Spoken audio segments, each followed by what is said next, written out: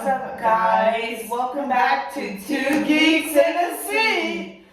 So today we're going to be talking about our Villanelle poem. Today we are going to be doing a mad girl's love story. Isn't it Love song? Love song. By Sylvia Plath. Explain what a villanelle is. So a villanelle is literally, hold on. So a villanelle is it's a poem that consists of 5 3-line stanzas, and the final quatrain, which the first and third lines of the first stanza repeats throughout the whole poem. So in this one, it's consisted of when she's saying, "I probably made you up in my head," or and I shut my eyes or drops dead. Ooh, period. But that is what makes this story, this poem per se, a villanelle and not a regular poem. And that was pretty much the answer to our first question, as I realized without saying the first question. So the first question is, how does the structure, rhyme, scheme, stanza, rhythm, etc. enhance the poem's meaning? So that's what it is, but how does it enhance the poem's meaning? So throughout the poem, she's talking about how she's just oh, if I shut my eyes, everything in the world goes to sleep. It's done. So the villanelle for this story, it really enhances the thought that she might be going mad, going crazy. And that's why she keeps on repeating that line. The repeating pretty much just hammers down the point. Yeah, basically. That is exactly what she's doing. Okay, so the second question is, how does this poem connect to another work we have read or a personal experience? So when I first read this poem, my first thought was Ophelia from Hamlet going mad over love. So one of the quotes I used for this is, I think I made you up inside my head, and the version of Hamlet that Ophelia loved no longer exists, so to Ophelia, it feels like she made Hamlet up. And then the other quote is, "I'd fancied you'd return the way you said." This is the same thing. Hamilton goes mad, and Ophelia's hoping he becomes normal again, but he doesn't. He just goes crazy. Yeah. He should have just killed himself. The book would have been so much shorter. You'll get canceled. Don't cancel us. Don't cancel us. That will be an epic edit in a second.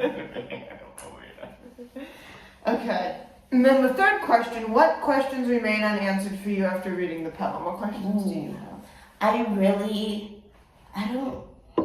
Okay, so one of my questions that are remaining unanswered about most of Sylvia Plath's poems or literature is what's going on, boo?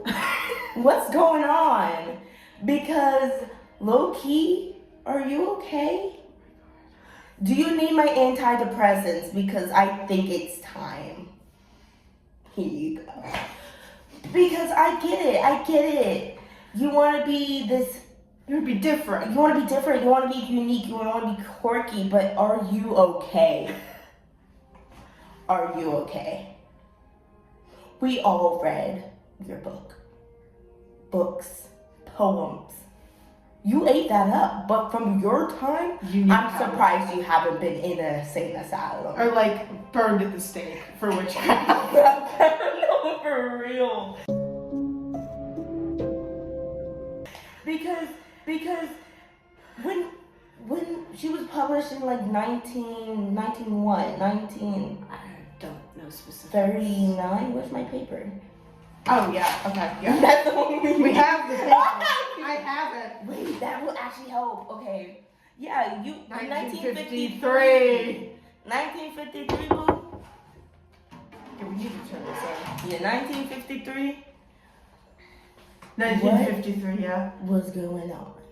What was going on? Well, just this confessional poetry. That is She was true. confessing for her sins. That is true. I mean, my poems are no better. Those might be the new Sylvia Plath, not gonna lie. But anyway, let's talk about Sylvia Plath while we're on this topic. So, biographical information about the author, if I can read the handwriting. She was an American poet-writer born in 1932, known for her very personal and emotional poetry. Her works explored identity, relationship, plus mental struggles. She became, I know it's supposed to be one, but that says on. She became one of the most famous poets of the confessional poetry movement.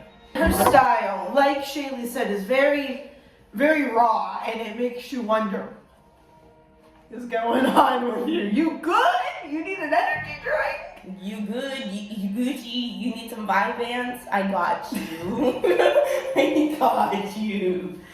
But the repetition of the villanelle really plays into her because it makes it very emotional because you are repeating the same things over and over and over again.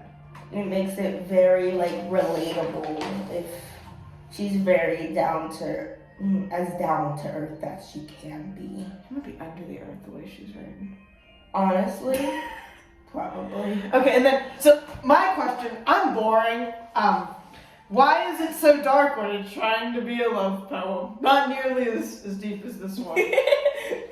And the two quotes I have for this is, God topples from the sky. I think that says, his fires fade. His fires fade. God topples from the skies and hell's fires. Hells! I couldn't read my own writing, that's a first. And then the other one I have is, I'm gonna find it on there. Oh. Exit Seraphim and Satan's men. Why?